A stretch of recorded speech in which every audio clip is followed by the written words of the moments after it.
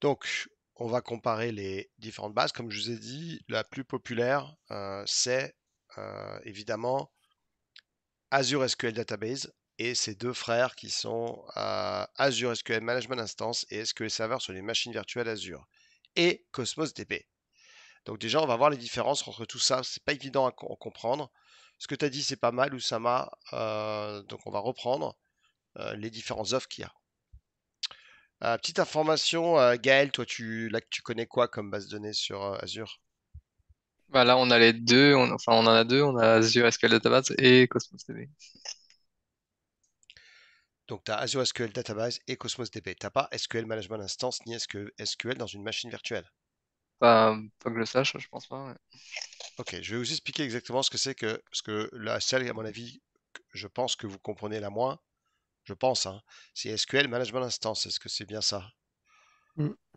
Ouais. Parce que SQL dans une Azure VM, c'est quoi? C'est je construis une machine virtuelle et j'installe SQL dedans. Sauf que c'est moi qui est responsable de Ouais. SQL. Puisque, donc, donc c'est un peu dommage. Mais les vrais databases, ceux qui travaillent dans le domaine des databases, les database admins veulent évidemment absolument avoir la main sur SQL. Donc ils ont du mal à utiliser le pass, hein, parce qu'ils ont été formés là-dessus et ils veulent avoir toujours leur SQL dans leur machine virtuelle et faire exactement comme ils faisaient on-premise. Alors parlons d'abord de Azure SQL Database, tel que vous voyez ici. Donc c'est l'offre SQL Server de Microsoft sur Azure et vous avez le choix entre trois services. Azure SQL Database, instance gérée Azure SQL et SQL sur les machines Azure. Parlons d'abord du premier. Azure SQL Database, c'est le service le plus géré, c'est-à-dire qu'il offre une solution PaaS. Donc vous pouvez très rapidement configurer un serveur SQL sans effort. Et la plupart des tâches d'admin, sauvegarde, mise à jour sont faites par qui s'occupe des mises à jour? Et Microsoft. Microsoft. Donc c'est fantastique parce que tu n'as pas besoin de te faire chier avec des serveurs. Et Dieu sait que quand on te dit tiens, tu mets Exchange et tu n'as plus besoin de gérer Exchange, je peux te dire que c'est vraiment la patate douce, patate chaude que tu n'as pas envie de gérer. Exchange, c'est vraiment le truc, tu es bien content que Microsoft le gère. Euh, je peux vous assurer que j'ai parlé avec des gens qui font de l'Exchange, j'ai dit oh putain, enfin on n'a plus à galérer avec ça, quoi. Euh, Il y a plusieurs tiers, n'oubliez pas que quand vous utilisez SQL, alors, je vous montre quand même hein, ce que c'est, parce que pour ceux qui ne savent pas, je vais aller ouvrir ici, je vais aller sur Azure, donc je vais taper Azure Logging, et, et donc j'ai besoin d'une base de données. Ok, donc là, ce que je veux faire, c'est que je vais... Ah oui, contrôle. Ce que je vais faire, c'est que je vais... Gaël, je vais donner la main à Gaël, et Gaël va nous construire une base de données. C'est bon, Gaël, si je te demande de faire ça? Bah, je verrai bien. Hein. Donc J'ai jamais fait. tu vas. Ah, t'as jamais fait? Je pensais que Bah non, moi tout était en place. Ah! Dans notre lab, dans la formation AZ204, à aucun moment on fait du SQL. Mais je trouve ça dommage.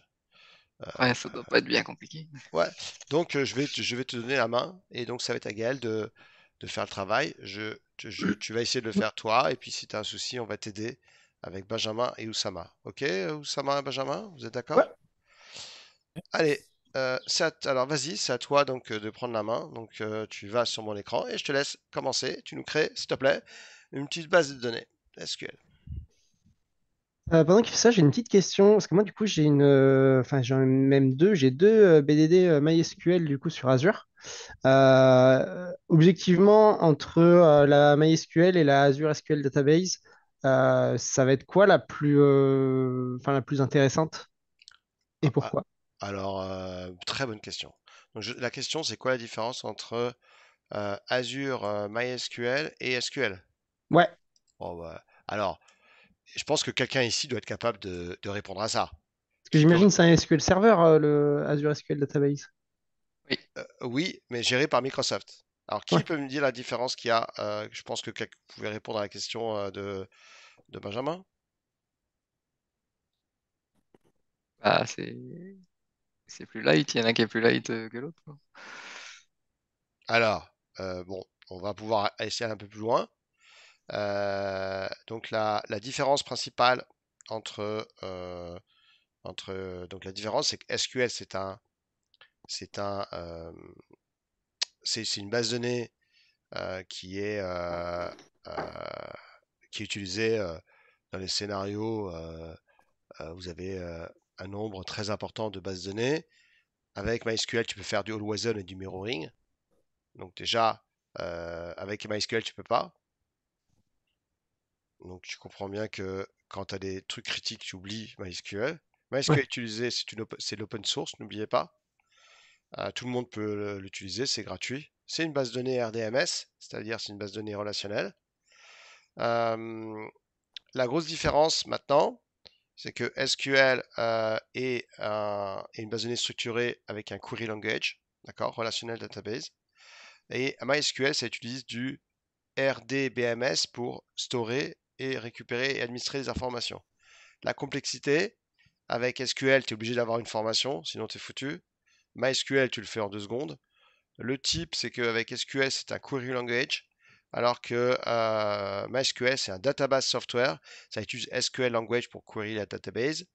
Euh, L'usage, c'est du SQL code et des commandes avec, ouais, ça inclut du MySQL. Et les updates, c'est, euh, c'est assez fixe. Tu le fais pas tout le temps, alors que MySQL, c'est très très souvent. Euh, mais pour moi, la grosse différence, c'est le prix, la haute disponibilité, évidemment, principalement. Donc ça, c'est les grosses différences. Je t'envoie un lien qui explique ça plus en détail si tu veux, ok? Ouais, carrément, je suis chaud. Allez, donc, hop, j'envoie ça à tout le monde. Alors, attends 2 minutes, Gaël, parce Ouais. que j'ai qu'une souris. Et là, on va jouer au ping-pong. Et comme ça, je fais ça et après, c'est à toi de jouer. Allez, vas-y, tu peux y aller. Je te Merci laisse beaucoup. faire. Donc là, tu peux créer un ressource groupe, hein. Ouais, on peut. Vas-y. Donc, créer un juste pour voilà.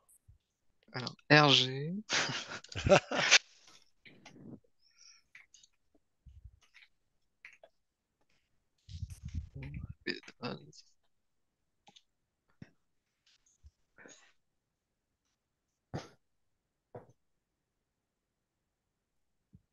Donc là, il demande le nom de la base de données. Je Ouais. suppose que vous connaissez. Si vous ne connaissez pas, vous pouvez me demander ce que c'est, mais c'est une base de données. Donc on appelle là, par exemple, voiture. On imagine que c'est une base de données pour une société qui vend des bagnoles. Et tu nous commentes ce que tu fais au fur et à mesure, s'il te plaît. Ah, ok. Oui, oui, le nom de la base et le serveur. C'est la localisation du pays, non? Alors non, il faut créer un serveur. Il faut faire create new. Ok. Tu peux pas avoir de base sans serveur SQL, évidemment. Oui, bah oui. Je pensais Ouais. qu'il le faisait automatiquement. Ouais, c'est là quand Non, j'ai le non, pays, parce d'accord. que ouais, et c'est le nom que tu vas attaquer avec SQL Management Studio, par exemple. Ouais, j'ai le même nom que la base. Ouais, voilà, exactement. Il faut que ce Il soit va unique, hein. rajouter ça, j'imagine. Ouais, ah, bah, t'as de la chance, disons. Incroyable. Ouais, ok. Et là, tu mets, La voilà, France. ouais, par exemple. Tu peux Le... taper FR tout en haut. C'est plus simple. Voilà.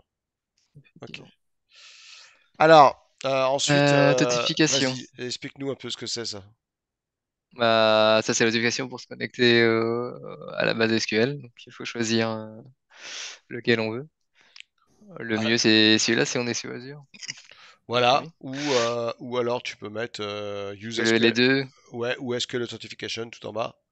Ouais. On va mettre celui-là, c'est plus simple. Et là, je te laisse mettre un compte. Donc, tu l'appelles par exemple admin, Ouais, ça. ouais, comme tu veux. Et puis, ah, il est déjà admin. Ah, si, c'est bon. Et là, je te laisse mettre un mot de passe. Il aime pas admin. Ouais, parce que c'est réservé, ouais. Donc, tu mets ton prénom à la place d'admin. Voilà. Ça marche. Ouais, ouais. Ouais. Merde, faut confirmer le password. Ah, fais chier, fais chier, Azure. J'espère que je suis. Ouais, Ça c'est ça. va, ça va. Donc là, Ok. ouais. Donc là, ça crée. Donc là, tu fais OK. Ça va créer le compte admin et Ouais. la base de données avec une base qui s'appelle voiture. Alors ensuite, en dessous, est-ce que tu utilises Elastic Pool? Elastic Pool, je sais pas si vous connaissez le principe. Non, ça me dit rien. Personne? Bah, c'est que ça doit être au niveau de ton pool de connexion autorisé ou de la même manière que tes instances qui peuvent scale sur tes app services.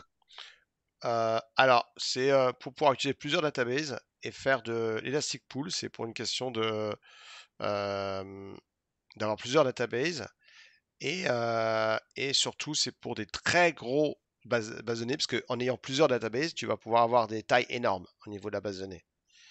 Ok, donc c'est pour over-provisioner, under-provisioning to save costs, c'est utilisé principalement pour avoir des performances très importantes. C'est un mécanisme en plus super intéressant et c'est vraiment pour voilà, pour accommoder des grosses et avec des DTU très importants. Les DTU, je vous envoie un lien par rapport à ça. Les DTU, on a moins 2 minutes, c'est quand tu vois une base de données, tu vas sélectionner à peu près la puissance que tu vas avoir par rapport au nombre de transactions que tu vas avoir à la seconde. Donc pour les grosses transactions de réservation, ça peut être énorme. Donc voilà, je vous ai envoyé le lien vers les pools. Donc les pools, c'est une notion, voilà, vous avez compris, qui nous permet d'avoir des énormes databases avec des perfs et des DTU assez différentes. Voilà ce que c'est que. Donc vous avez, si vous regardez le lien que je vous ai envoyé, vers la fin, vous avez des graphismes. Il vous montre l'utilisation de DTU avec des 20 databases. Tu peux aller jusqu'à 20 databases et tu peux avoir jusqu'à 100 DTU, ça veut dire l'équivalent de centaines ou de millions de transactions à la seconde. Ok. Voilà ce que c'est que le pool. Ok. Ensuite, il demande si tu veux du dev ou de Alors, la production au niveau du ouais, workload. On imagine bien que derrière, bah, tu as compris que c'est en mes développements comme ça.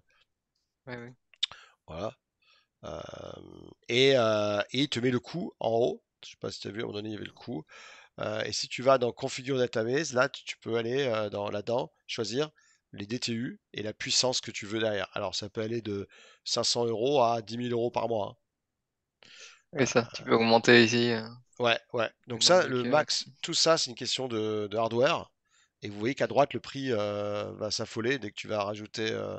Hein, donc on voit les prix à droite. Et le core, vous voyez, là, on est à 5,88, mais si tu augmentes, évidemment, là, ça va être énorme. Et tu vois en bas que le prix change. Tu peux avoir aussi dans service tiers, si tu vas tout en haut. Ah oui, là, tu as encore autopause. Bon, tu vas dans service tiers tout en haut dans le menu déroulant.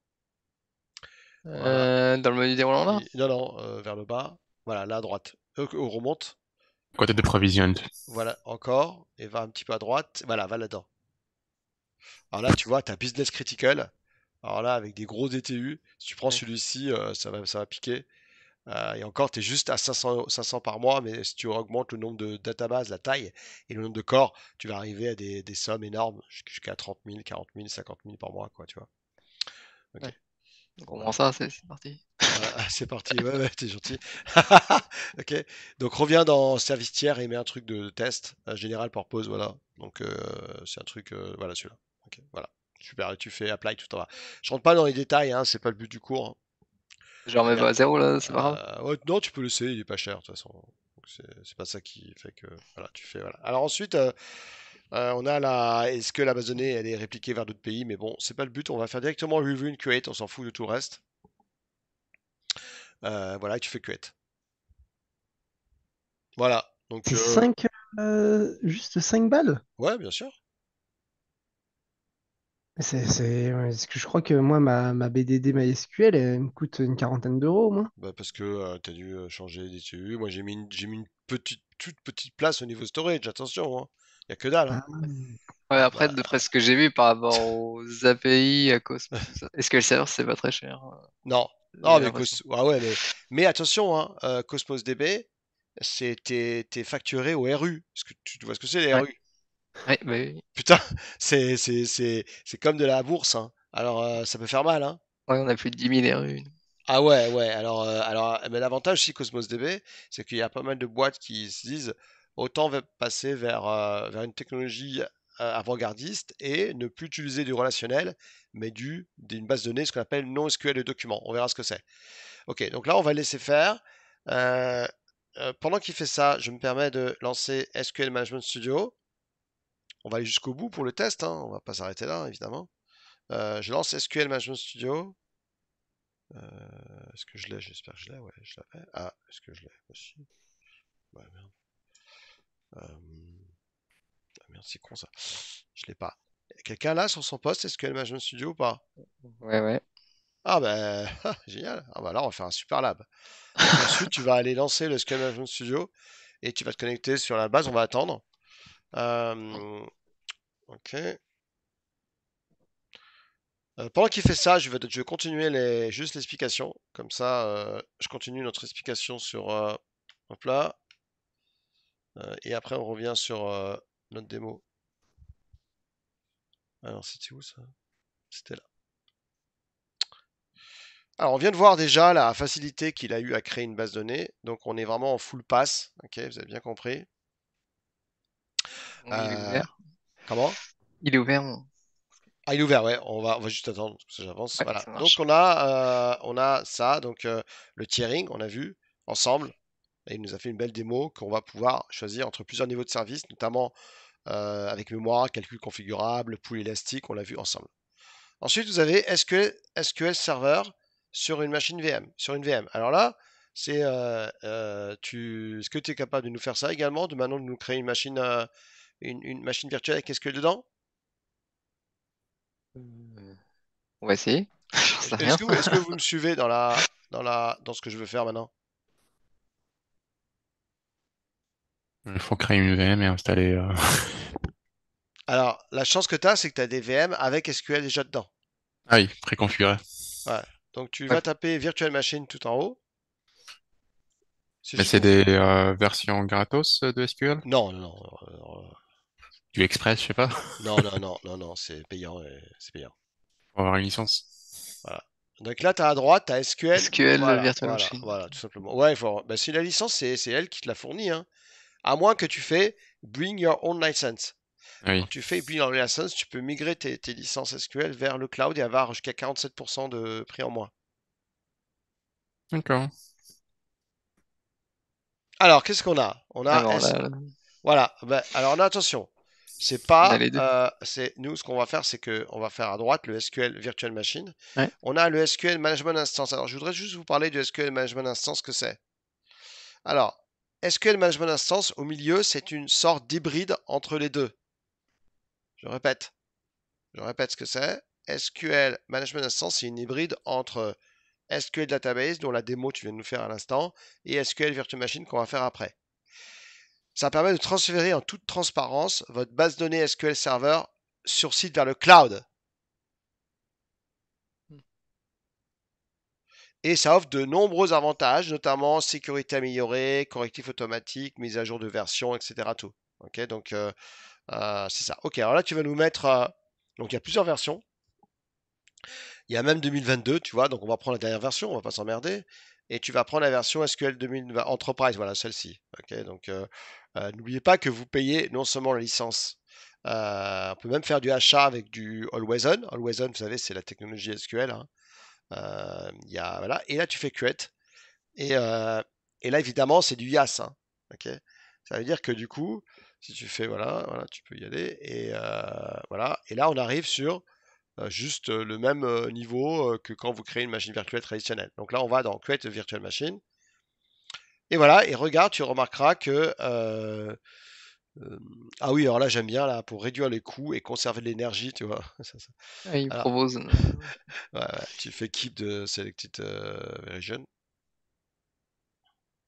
Euh, Voilà. Ok, donc là tu peux remettre France si tu veux. Ah oui, ressources groupe, ah, pardon, c'est tu bon, il l'a mets. mis. Ouais, ouais, voilà, c'est ça. J'en crée un autre encore ou je prends celui que j'ai? Ouais, reprends le même que tu as fait tout à l'heure.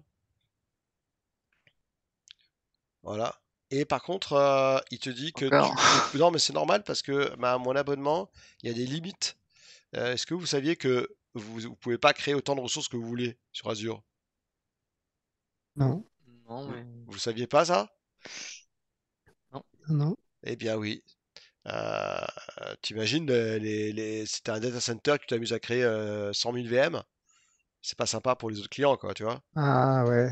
Donc tu es forcément limité. Et si tu veux avoir plus de temps de VM, il faut faire un support et demander d'augmenter le quota. Et là, c'est ce qu'il te met. Il te dit qu'il y a une limite en rouge, tu vois. Donc du coup, il va falloir que tu choisisses une autre région que la France. Ah oui, Tu vois, il te dit, bah, dans le rouge, lis bien ce qui est j'ai pas marqué. lu. Vas-y, je te laisse lire. Ah oui, en effet. Tu vois qu'il y a un problème dans mon abonnement. Donc du coup, tu vas voilà, tu choisis North ou n'importe quel autre pays, vas-y. Voilà. Euh, euh, Use a different subscription or update of the virtual machine requires subscription without any spending limit or temporary payment method set. Euh, je pense que c'est peut-être autre chose. Ouais, c'est plutôt l'abonnement là, hein. Euh, oh, j'ai que celui-là. Non, mais normalement, il n'y a pas de souci. Va dans l'image, en bas, dans l'image. Tu Je suis cliques, il y a là. rouge, ouais, là-dedans. Et prends en haut le SQL 2019 Enterprise pour voir. Euh, ouais, ouais, c'est bon. Et là, on a toujours Non, il y a encore Non, le. ah oui, il y a toujours le truc. Alors, c'est peut-être euh, je pense savoir pourquoi. C'est peut-être. Euh, Ah, parce que j'ai mis un spending limit. Ah, ok. Ah, ouais, donc c'est encore autre chose alors. Ok, ok. Alors, tu peux taper Virtual Machine dans la recherche. On va faire différemment rapidement. Tu tapes Virtual Machine. Là, on s'en fout de ce qu'il y a là. Vas-y, tu tapes voilà, VM comme Virtual Machine. Voilà. Tu choisis Virtual Machine. Voilà, tu fais OK. Voilà. Voilà, tu fais Create. Tu prends le premier. Voilà. Il devrait pas. Je pense que c'est juste un truc qui nous. Parce que normalement, je peux faire ce que je veux, hein. Keep, ouais. Voilà, tu vas dans ressources groupe. Parfois, il limite parce qu'il y a beaucoup de gens qui utilisent Azure, donc ils te jettent en disant tu fais keep. Mais là, c'est bon, là, ouais. Donc dans VM, tu choisis, tu l'appelles VM SQL par exemple. Voilà, et on va aller dans Image.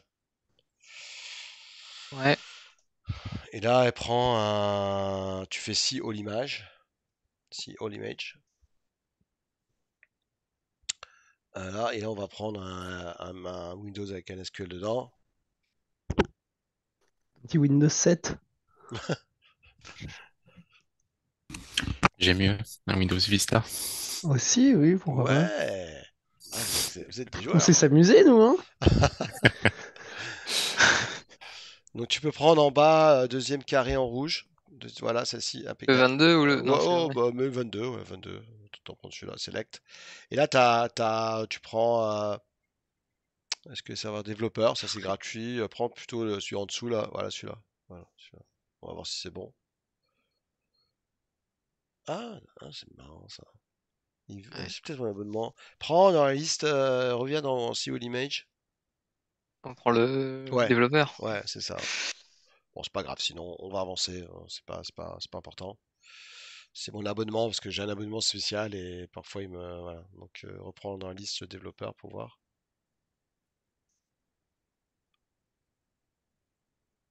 Non. Bon, ok, allez, c'est pas grave.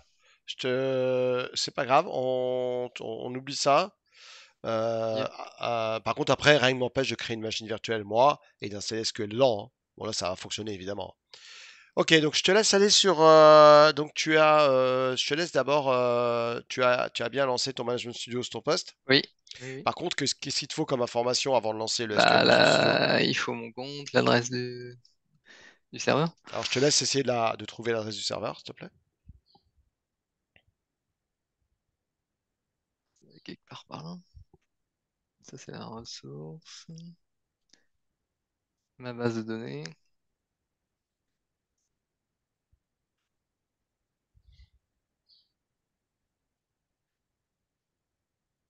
Euh,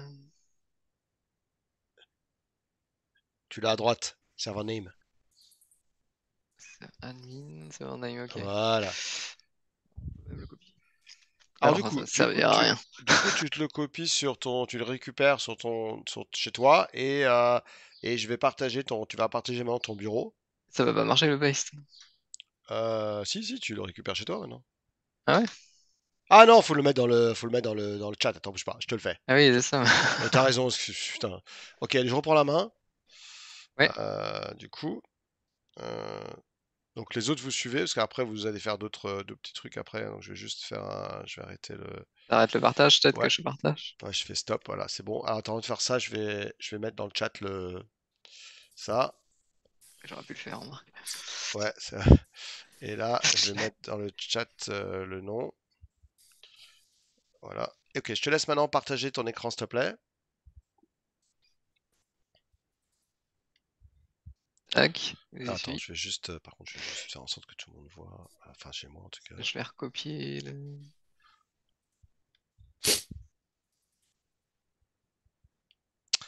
Donc là, il est en train de récupérer tu vois là, ça, voilà. Donc, je vais faire un copier-coller du serveur. Tac, alors c'est parti. Azure. Ah, Non, Database Engine. tu peux laisser Database Engine, hein. Voilà.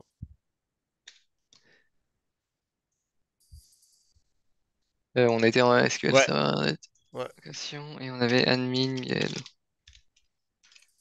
Vous suivez tous les autres? Ouais, ouais. Oui. La simplicité, hein, c'est affolant. Alors là, il va te jeter. Et Tu vas voir. ouais, Et on va essayer de savoir pourquoi. Et on va voir si quelqu'un sait pourquoi il te jette. Alors déjà, ça, c'est un autre problème. C'est l'adresse IP, non? Ah, tu sais alors comment faire ça? Ouais. Ah, alors attends, vu qu'il sait comment faire, tu vas arrêter ton partage, s'il te plaît. ouais. Ok. Je vais partager ici le mien. Et on va donner l'accès c'est Oussama que tu nous as dit, hein, c'est ça? Non, c'est Ouais, non, Benjamin. non, c'est Benjamin. Ah, c'est Benjamin, je vais te filer l'accès et tu vas nous dire où on fait ça. Ok. En attendant, ce que tu fais, Gaël, c'est que tu récupères ton adresse IP publique, s'il te plaît. Ouais. Donc c'est Benjamin. Allez, Benjamin, je te laisse nous faire ça, s'il te plaît, nous montrer où on fait en sorte qu'il puisse se connecter. En attendant, tu récupères ton adresse IP publique, Gaël. Alors, moi, de mémoire, c'était sur la gauche, au niveau de peut-être networking. Mais en gros, en fait, par défaut, il va bloquer les adresses IP qui Ouais, sont extérieures à Azure. ouais, Public access, donc c'est disabled. Euh, Voilà. voilà, Et du coup, on va pouvoir aller rajouter, bah, par voilà. exemple, une IP, une adresse IPv4. Donc là, par exemple, on va autoriser celle-là. Donc tu demandes à Gaël Gaël t'a mis ça dans le chat, hein. Oui. Alors attends, du coup, t'as pas le. Si t'as le chat, ouais, si t'as le chat, normalement, Ouais, ouais. 92, 139. Ne hackez pas, s'il vous plaît. Non, t'inquiète. Et Allez, je te Attends, DDoS. je lance un Kali. Ah Allez. putain, les gens. Oh, les tueurs. Ok. Faut faire add firewall d'abord, au-dessus. Ah, c'est Ah bon. ouais? Ah, ça l'a fait. Ok, non, c'est bon. J'y crois, hein. Ah, ok, ça doit être bon. Alors, du coup, maintenant, on va arrêter mon partage et tu vas repartager le tien, Gaël, et on va vérifier que c'est bon. Vas-y, je te laisse partager. Et maintenant, voilà, bien joué. Voilà. Et là, ça marche direct. Ça marche. Magique, hein. Vous avez vu un petit peu, ça c'est quand même affolant, hein. Et en tant que dev, c'est extraordinaire pour vous parce que ben, vous allez pouvoir même vous-même, sans avoir de connaissances de SQL, taper une base, créer. Bon là, on n'a rien, évidemment. Mais on peut se créer Oui. maintenant. On se peut créer notre table. Franchement, démo intéressante, vous trouvez pas? Ouais. Complètement. Ouais, c'est pas mal. T'as Ok. pas. Ok, bah écoute, je te remercie. Je vais avancer juste pour finir maintenant par les Cosmos DB. Merci à toi. Oui. Allez. J'ai juste une dernière question, parce qu'en fait, quand je vois les prix de Azure SQL Database, ça me tourne un peu la tête. Quand Hum, je vois que je pourrais avoir des trucs vachement bien à 10 balles alors que j'en paye 40 par base. hum. Le serverless, c'est vraiment juste que ça se met juste en pause, ça met juste en pause du coup quand on s'en sert pas. Euh, et au niveau des perfs, quand on revient dessus, Ah, ça se ressent ou pas du tout? non, non, non, il n'y a pas d'histoire de pause, hein. La pause, Non? tu l'as. À un moment donné, il y a une option effectivement pause. C'est Ok. c'est une nouvelle option. Là, je t'envoie les prix, d'accord? Du SQL, mais non, non, tu payes, hein, que tu dises ou pas. Après, tu as vraiment des notions effectivement de tu peux poser, mais non, hein, sinon. Alors, faut pas oublier que je te montre un truc, c'est que si tu vas avoir en plus encore moins cher que ce qu'on a vu, on peut avoir encore moins cher, hein. Ok. Tu peux faire 1 an de réservation ou 3 ans, et là, tu as Ouais. 33% en moins, tu vois. Tu connais tout ça, hein. Ouais, et ça, je peux le faire. Je peux le faire. Ça, c'était. Il me semble que j'ai déjà eu, mais je crois que je peux pas le faire scale. Du coup, c'est que je m'engage sur sur un C'est ça. certain. Ouais, voilà, c'est ça. Ouais, ouais, en fin de compte, le principe, c'est que c'est quoi? Attends, je vais repartager mon écran, parce que je crois que je l'ai pas partagé. Share screen, voilà. Excusez-moi, je l'ai pas partagé. Ouais, ouais, mais après, c'est une question tu fais ta entreprise agrémente avec Microsoft, tu expliques un petit peu ce que tu veux et tu vas négocier tout ça, hein. Ok, donc Ok. voilà, t'as le prix, hein, mais en MySQL, c'est encore moins cher, hein. Je veux dire, t'as des prix à genre 2 euros par mois, hein. Donc, bon, c'est heureusement. Bon, allez, donc là, on a fait une belle démo. On continue notre petite explication de différentes et on va commencer à faire du Cosmos DB. Ok, alors, SQL, donc on a vu que ça c'est une sorte d'hybride entre les deux, donc voilà. Et on va avancer. Alors, donc on a vu que SQL, Azure SQL, c'est compatible avec évidemment SQL Server. Donc ça permet d'avoir les mêmes garanties transactionnelles, ce qu'on appelle les ACID, que on-premise. Et on a une mise à l'échelle, on a plusieurs instances de serveurs, et c'est voilà, ce qui permet d'avoir quand même et surtout de la géoréplication que malheureusement on ne pouvait pas faire on-premise. Parlons maintenant de Azure Cosmos DB. Alors, on appelle ça une offre non SQL. Donc, c'est conçu pour quoi? Donc, dès le départ, c'est conçu pour une charge extrême. Extrême, hein. Alors, je veux dire, on rigole plus, hein. Et c'est des terabytes, pétabytes de données. Et ça adopte ce qu'on appelle une cohérence. D'accord? Donc, c'est utilisé principalement dans l'IoT, dans le cloud mondial, principalement, ou avoir énormément de données comme tu fais, Gaël. Donc, Cosmos DB propose plusieurs niveaux de cohérence, des méthodes d'accès avec des API. Donc, par exemple, même si c'est du non-SQL, bonne nouvelle, tu vas pouvoir utiliser ton langage SQL traditionnel. C'est ça qui est assez bluffant. C'est que pour toi, il n'y a aucun changement. Euh, Vas-y, Gaël.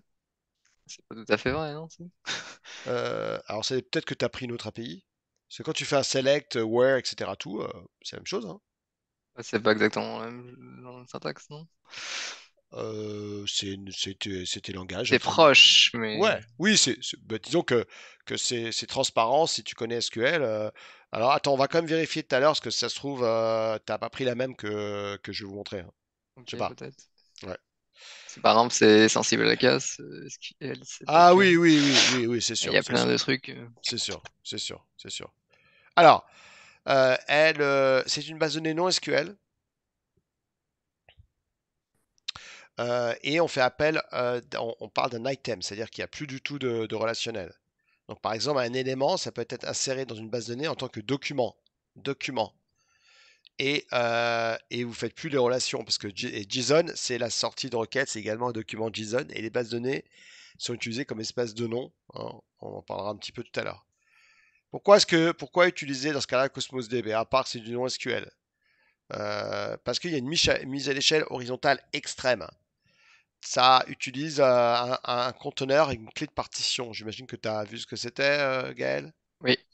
Tu peux nous expliquer un petit peu ce que c'est que les clés de partition, s'il te plaît? Bah, c'est une clé, c'est un peu la clé primaire, hein, si on veut faire l'équivalent à du SQL. Bon, tous tes documents ont forcément une partition key, ils sont reliés à une partition key. Alors, c'est pas ça. Je pensais que tu allais répondre ça. Vas-y. Partition key, c'est une question de RAM et comment est-ce que tu vas stocker tes informations. Euh, dans l'écosystème Cosmos DB. C'est pas une partition comme tu l'entends. Ouais, c'est quand tu vas ranger tes documents. Voilà, C'est un peu voilà. ça. Et c'est hyper complexe tout ça, hein. En fait, compte, c'est les partitions, c'est réparti sur des nœuds physiques. Ok.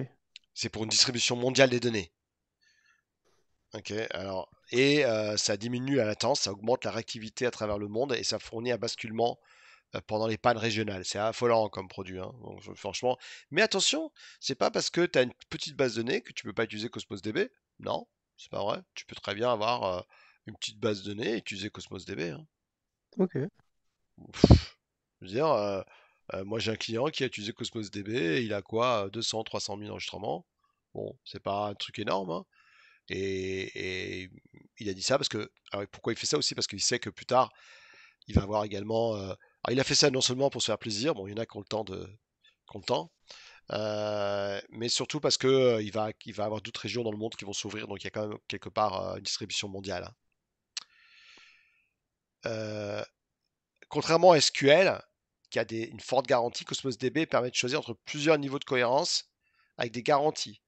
Vous avez cohérence, cohérence, c'est qu'au fur et à mesure que vous écrivez quelque chose, il faut que ce soit écrit un petit peu partout. Ensuite, le prix. Alors ça, c'est assez drôle, c'est les RU. Le modèle de transaction, c'est basé sur les RU. RU, c'est comme c'est comme de la bourse, en fait, compte. C'est-à-dire que chaque lecture, c'est un RU. Donc, par exemple, RU, c'est le coût de lecture de 1 kilo-octet.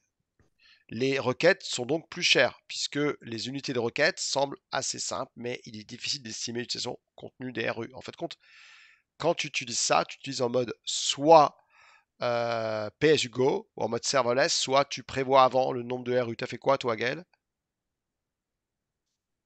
Les RU sont durs. Ouais. D'accord, On a- ok, voilà. Donc, chaque RU, c'est facturé. Sinon, c'est pas facturé sur l'infra, c'est facturé sur les RU. Donc, si tu as beaucoup de lecture-écriture, si tu as des requêtes qui vont aller récupérer plusieurs éléments, ben, tu seras facturé sur des RU. Donc, quel est l'avantage et l'inconvénient maintenant de tout ça? Avantage de la base de données SQL. Donc, déploiement flexible, service entièrement géré par Microsoft. Franchement, c'est génial. Ou sur des machines virtuelles. Tous les développeurs connaissent SQL. Euh, et c'est basé sur le célèbre SQL Server. Et puis la personnalisation, vous allez pouvoir avoir plusieurs types de personnalisation. Donc ça, c'est le truc quand même pas mal. Tarification transparente. C'est basé sur les ressources de mémoire. Migration facile de votre base de données SQL Server vers Azure SQL. Qui a déjà fait une migration de SQL on-premise vers SQL sur le cloud? Non. Nope. Non? Alors, vous avez une solution qui s'appelle Azure Migrate, qui le fait très rapidement, hein.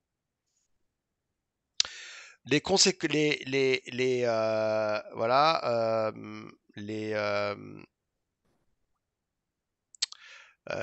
au contraire, on peut imaginer que les bases de données sont moins adaptées aux logiciels où il y a des, je sais pas, des choses qui changent beaucoup. Le migration de schéma peut être difficile à gérer. Euh, SQL serveur fonctionne avec des données JSON de nos jours. En fin de compte, on utilise plutôt du non SQL. Euh, la mise à l'échelle est illimitée parce qu'on ne peut pas avoir autant d'instances que partout dans le monde. Ok, donc c'est un petit peu voilà. Et les avantages de Cosmos DB, c'est une réplication mondiale.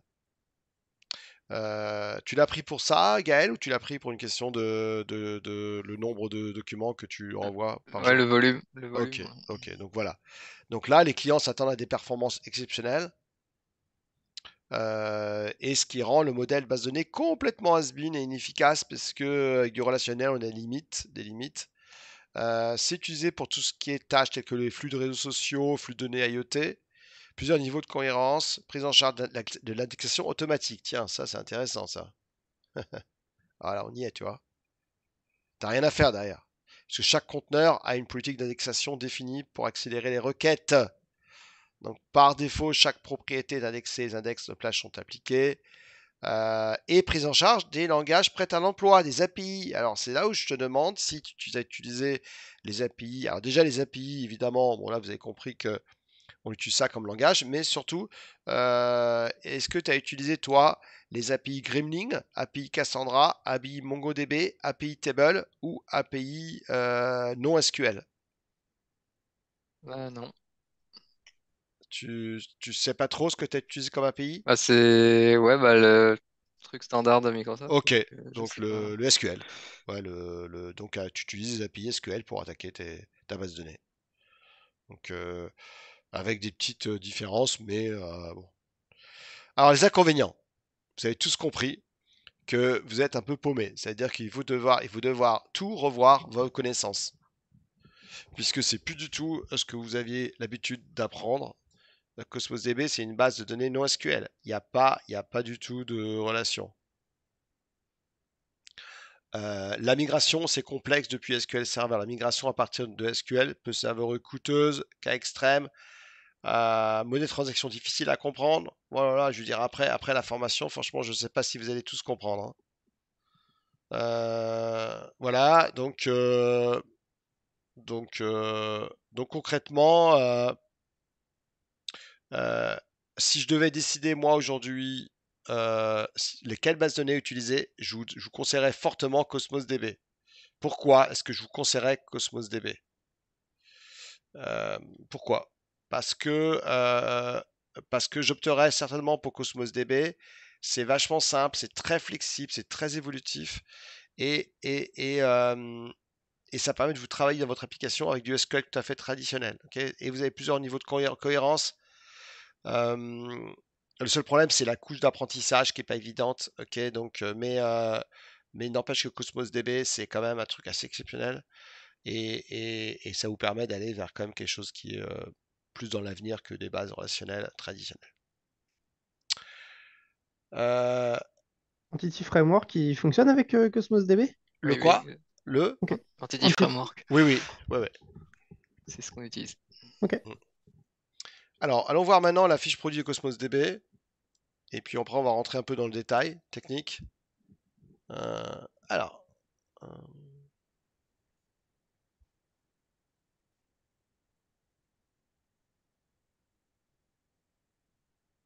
voilà. Non, c'est pas ça.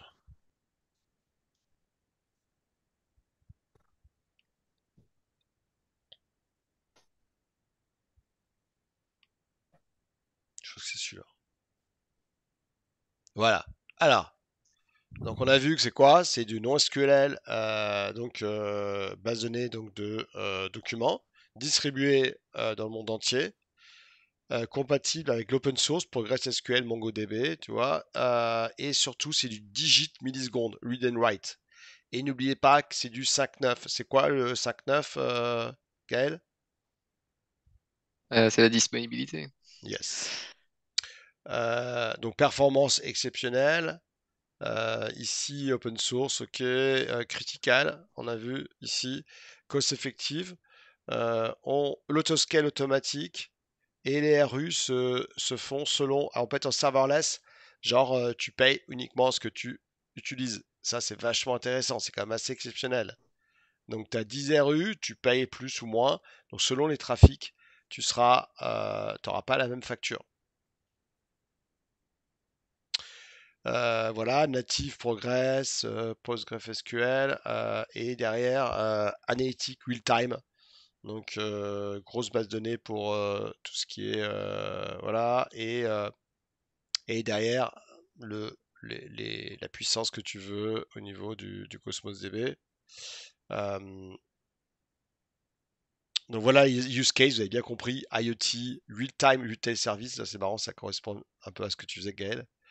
euh, Distributed User, voilà, et des exemples de sociétés qui utilisent Cosmos DB. Tu vois, IoT, télémétrie use, on voit bien que derrière, voilà. Donc tu vois, on voit bien ici l'architecture avec Cosmos DB en hot, Azure Databricks, Spark, Azure IoT, Azure Function. Voilà. Enfin, après, faut expliquer un petit peu le schéma, hein. Mais voilà, IoT, c'est dès que tu as un ensemble très important de données, tu utilises ce genre de choses. Vente et marketing, ok, avec des solutions comme Xbox Live, Microsoft Store, appareil IoT. Voilà, typiquement le type de solution que tu peux faire. Voilà, donc vous avez tout ici. Les jeux, évidemment, tout ce qui est jeux mobile, console, euh, des jeux jeudi qui utilisent, par exemple, vous avez Halo 5 ou Guardian, vous avez Walking Dead hein, je crois qu'il y a un gamer avec nous là. Ouais. Voilà, donc énorme derrière. Applications web mobile, réseaux sociaux. Vous avez bien compris que c'est quand même derrière. C'est pas forcément se dire ah, j'utiliserai jamais parce que c'est pas du tout mon cas de figure. Non, ça peut être une petite base de données et puis ça vous prépare vers quand même des choses qui sont quand même super intéressantes. Voilà, je vous ai déjà fait une présentation, donc du coup ça va être vachement plus simple à comprendre la théorie. Et puis après il y a un laptop du top. Euh, un des derniers labs vraiment intéressants dans le cours. Les autres sont intéressants, mais disons que celui-ci il est complet, donc c'est quand même pas mal.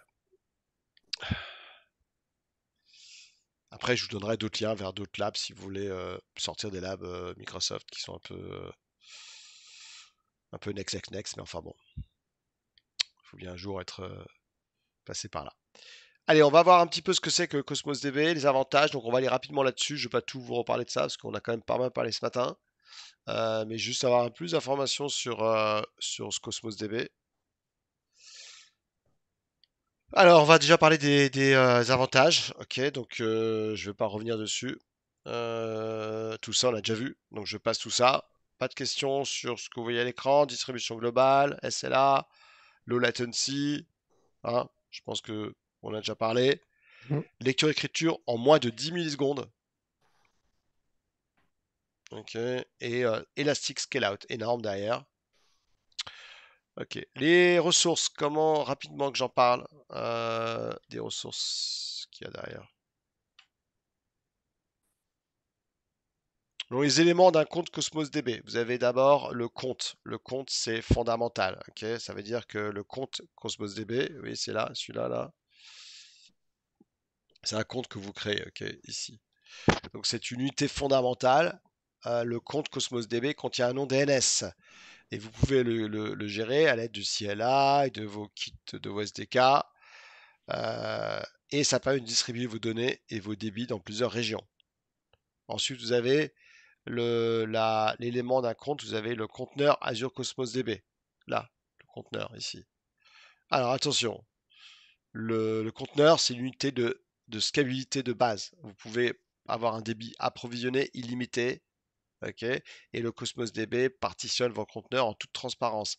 La partition, ça n'a rien à voir avec la clé dont on a parlé tout à l'heure, hein. C'est juste pour pouvoir prendre vos données et les répliquer sur des serveurs. On peut créer jusqu'à 50 comptes à Azure Cosmos DB. Ok. On verra après à quoi ça ressemble. Et on a donc les items. Ok. Donc, juste qu'on regarde là. Voilà. Donc, on a bien ici d'abord l'élément, donc le conteneur. Le conteneur qui est là.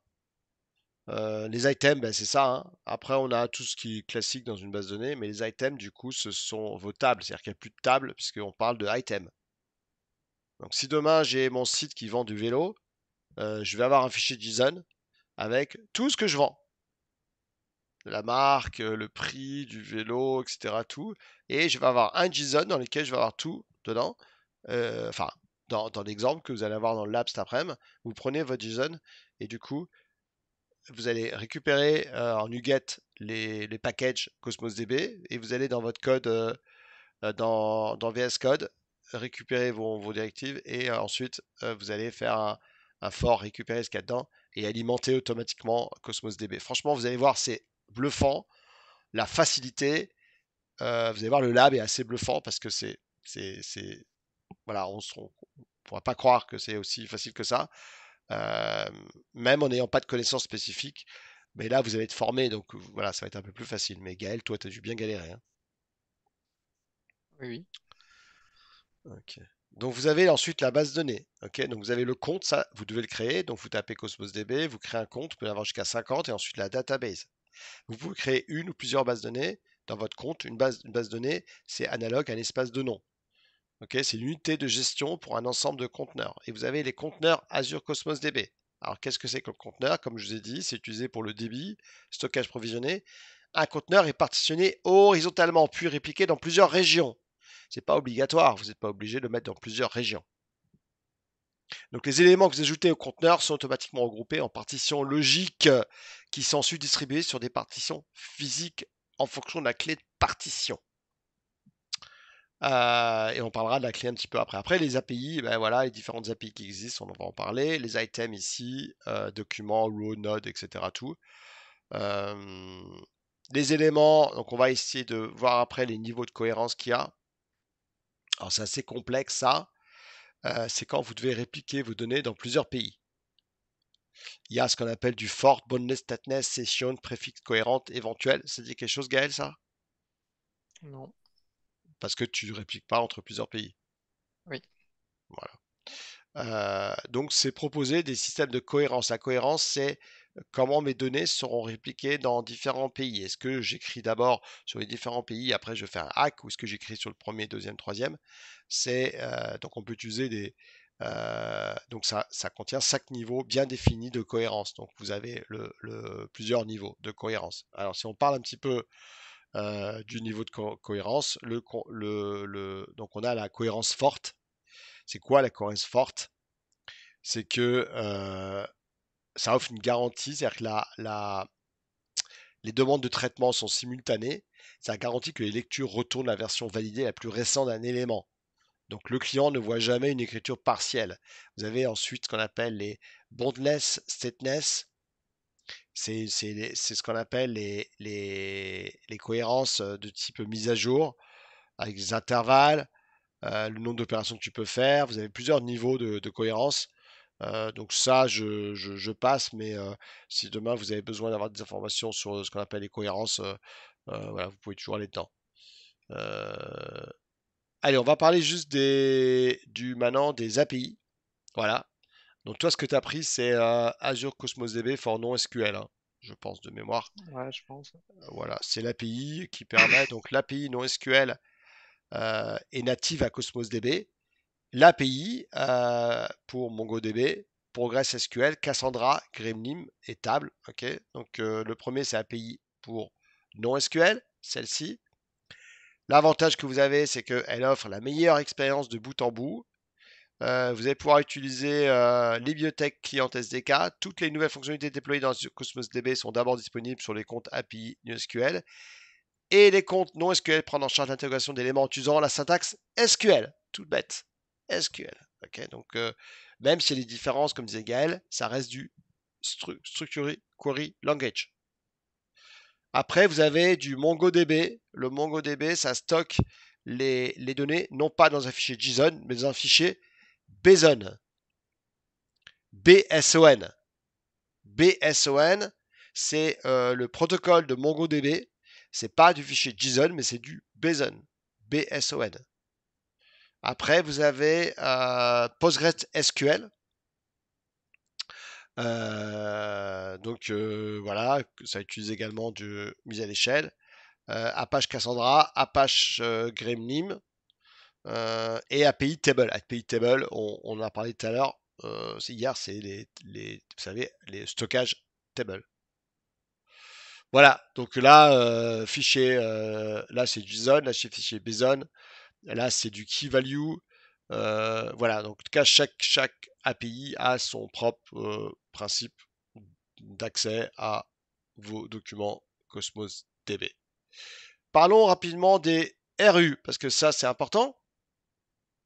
Donc vous payez uniquement le débit et le stockage que vous utilisez sur une base de données. Le débit doit être provisionné de sorte qu'il y ait toujours suffisamment de ressources système. Donc le coût de toutes les opérations est exprimé en RU pour faire court unité de requête. Okay. RU, donc Request Unit. Une unité de requête représente les ressources système comme le processeur, les IOPS et la mémoire. IOPS, c'est l'écriture sur le disque. Hein. Donc une lecture si tu veux extraire un élément à partir de son ID, tu veux extraire par exemple le nom du vélo ou la valeur de sa clé, le nom du vélo, hein, ou la marque, ou voilà, ou le diamètre du vélo. Le nom, ça serait le diamètre et la valeur, ça serait le diamètre. C'est une unité de requête pour 1 kilooctet. Ok. Donc, quelle que soit l'API que vous utilisez, ça utilise des RU derrière. Donc, dès que tu fais un read, c'est un ARU. Par contre, quand tu fais un insert ou un upset ou un delete ou un query, tu as un nombre de RU qui peut être plus important. Pour pouvoir le prix, donc soit tu as du mode débit approvisionné.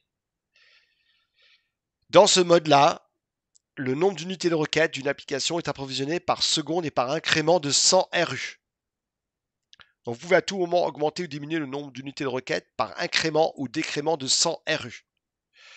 Vous avez le mode serverless. Là, vous n'avez rien besoin de provisionner puisqu'il va, selon les demandes, vous générer des factures.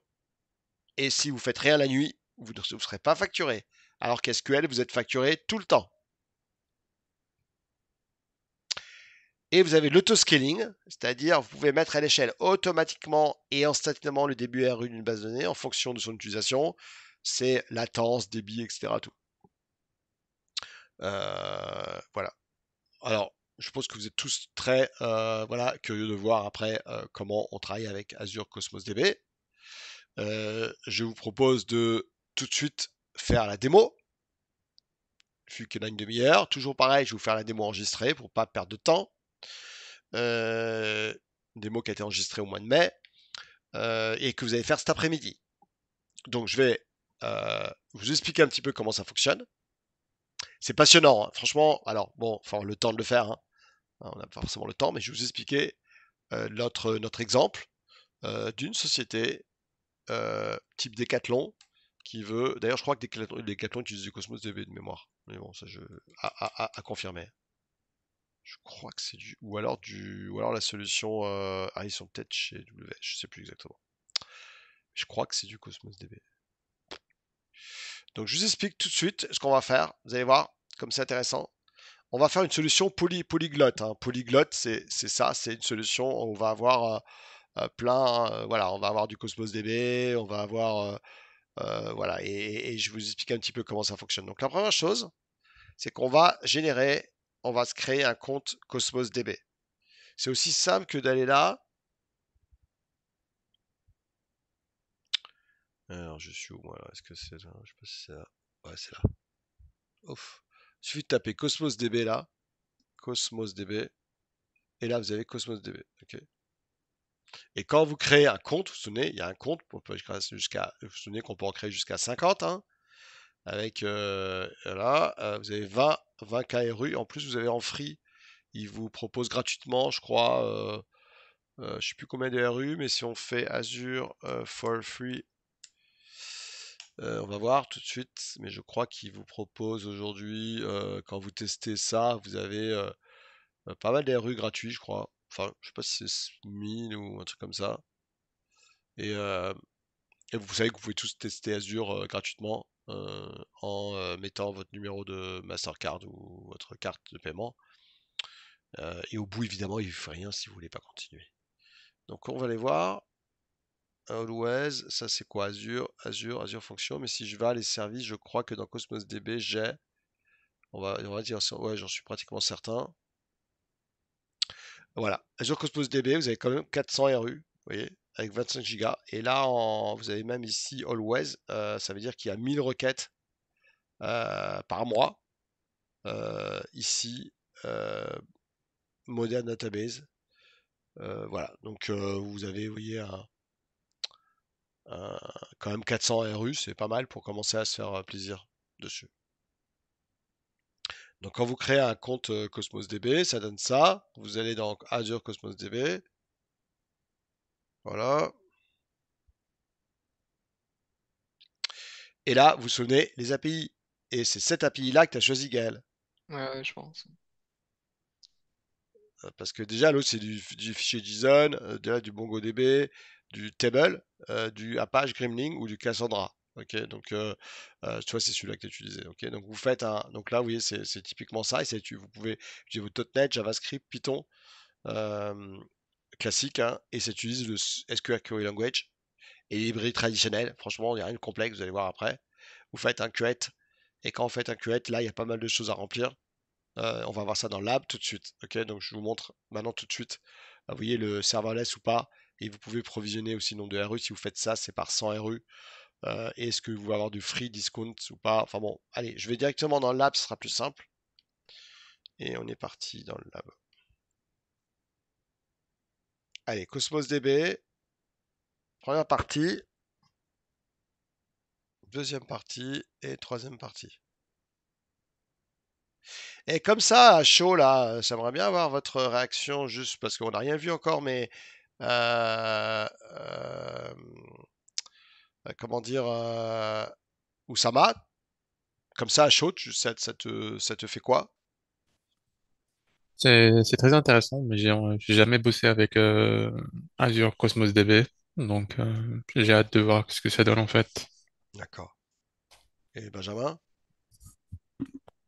Bah, sur le principe, je trouve ça pas mal. Moi, le seul truc qui me fait peur, entre guillemets, ce serait au niveau de la tarification pour une utilisation. En fait, pour une petite utilisation, j'aurais peur de payer très cher pour ne pas en avoir l'utilité.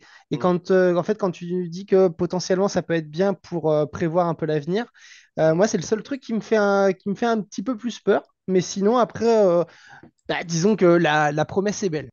Ouais, exact. Ouais, c'est ça, c'est bien dit ça.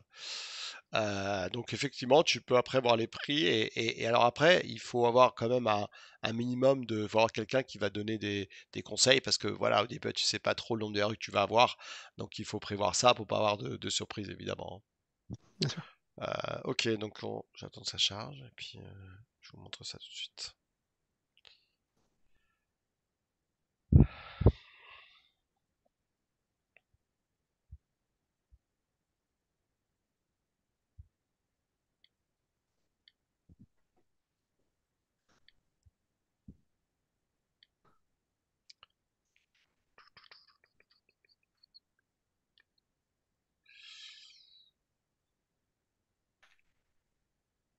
Alors vous avez un lien qui est pas mal que je vous conseille.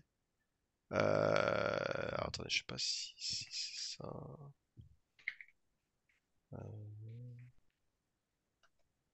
Vous avez une petite démo qui est rapide aussi, que vous pouvez faire de votre côté plus tard. Je vous l'envoie aussi. Moins compliqué parce que nous on va avoir du code, donc forcément, voilà, je vous envoie un lien vers un petit exercice rapide. Vous pourrez faire plus tard. C'est juste, alors, franchement, il n'y a rien du tout, hein. C'est juste s'amuser à générer une base. Ça va pas vous apporter grand-chose au niveau de l'explication, mais enfin bon, c'est déjà pas mal. Euh, Ok, c'est en train de charger, juste 2 secondes. Et en attendant, je vais peut-être voilà, avancer quand même sur ce que vous voyez à l'écran, comme ça, le temps que ça charge.